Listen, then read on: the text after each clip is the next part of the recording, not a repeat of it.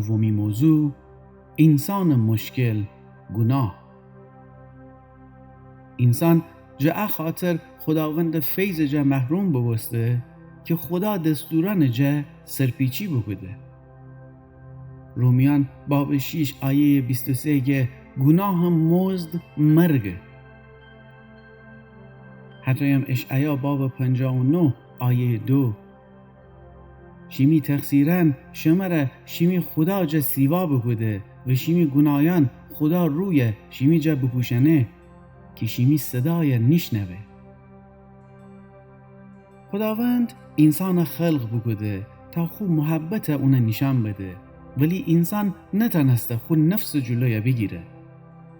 هنوسی خود رای خداوند جا سیوا بکده و خدا دستوران گوش نکده.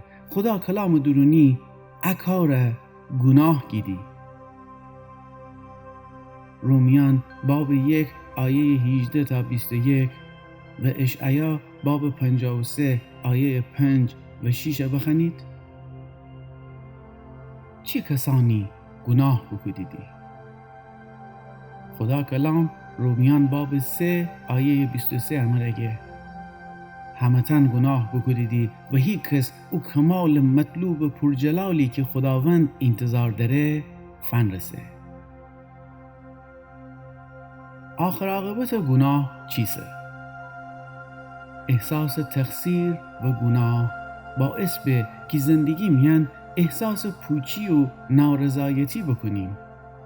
انسان ذاتاً حقیقت و کمال روحانی فرسه نوسی همش تلاش کنه. چطور؟ ثوابکاری یا خرمکاران و اخلاق و معرفت فلسفی امره. ولی با تمام از سعی و کوشش به خاطر انکی درک درستی جه علت اصلی یعنی گناه نره، نتیجه نگیره.